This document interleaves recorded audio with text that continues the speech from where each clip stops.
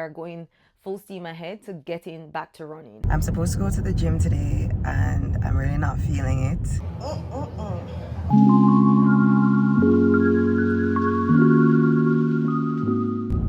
When I saw that video after of the assisted jumps, I was really pleased because I haven't jumped like that. Like in my last PT session at the first place I went to. But we did some jumps on the trampoline, like while holding on to something. She was trying to like get me to start to do like jumping off of like a small box. But what I really like about this now is that they basically found a way for me to practice the jumping, but you know, with some assistance from the bands. I just want to be really careful because I haven't really like adjusted to the idea of jumping yet, and like with the knee sustaining that amount of impact. So I really like the assisted jumps. They were also kind of fun. I'm loving how like creative and resourceful a PT team is in regards to just like figuring out exercises we can do that can help me gradually build up to that point of confidence and that point of adaptation that I'm trying to basically secure. I'm supposed to go to the gym today and I'm really not feeling it, but I fear that I must. I don't like when 2 days pass in between like doing exercises. So I guess I always have the option to do the exercises at home or just do some exercises at home, but it's just not the same, and I feel like I don't really have any excuse to not go other than I don't feel like it, and I feel like that's not good enough. So we'll see how this goes today.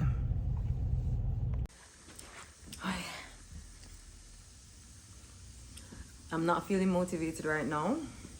I'm not in the mood to go to the gym, but I have committed to these gym PT days, so I gotta do it. Them said the hardest part is just showing up. Sometimes that is the hardest part, because usually once you're there, you know, you do something. But getting there now, getting ready and getting there, that's a different story. Let's go. This whole process has shown me that long-term gratification beats short-term gratification. And doing the January lock-in gave me a level of accountability I was really missing. It forced me to show up even on the days I didn't feel motivated. And that's where I feel like the real progress actually started. I stopped waiting to feel ready and started committing to the work one day at a time. It took the pressure off always being motivated and replaced it with just being consistent, which was really hard for me to maintain after 6 months of non-stop physical therapy. A part of me just wanted to get back to my life and just forget about this whole thing. But that's the thing about injuries like this. We don't get to forget. It's not a rest in bed and heal type of recovery. It's not a just think positive thoughts type of recovery. It's learning how to live inside the process even when you'd rather fast forward. It's showing up to PT and doing the same exercises over and over and over and trusting that small progress actually adds up. It's being present and engaged when you're used to being on autopilot. It's feeling pain now so you don't have to feel it later. Locking in this January was one of the best decisions I made for myself. And I want to thank you if you've watched, commented, or shown support on any of these videos or these shorts. It really means more than you know. I also want to encourage you, if you're going through your own recovery, to remember that it does get better. Maybe not today, and honestly, maybe not tomorrow, but it will. And it's going to start in ways you won't see at first, but it will eventually get better.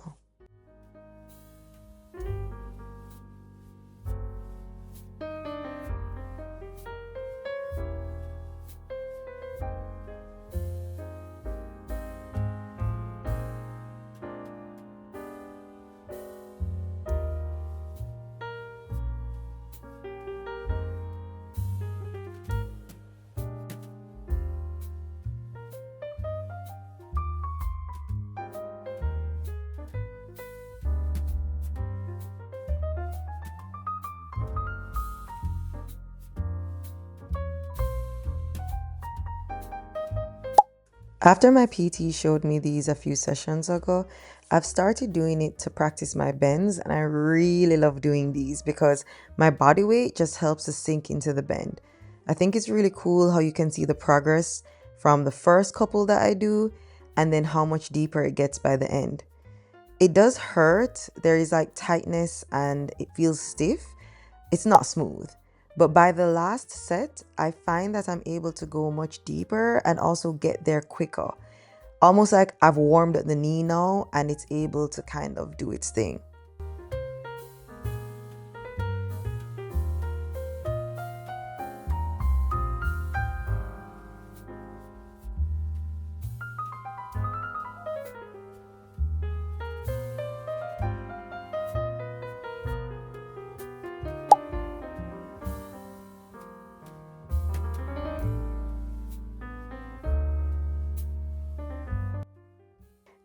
I'm so proud of myself for showing up today when I really did not feel like. So I'm definitely gonna get myself a little treat after this. Yep.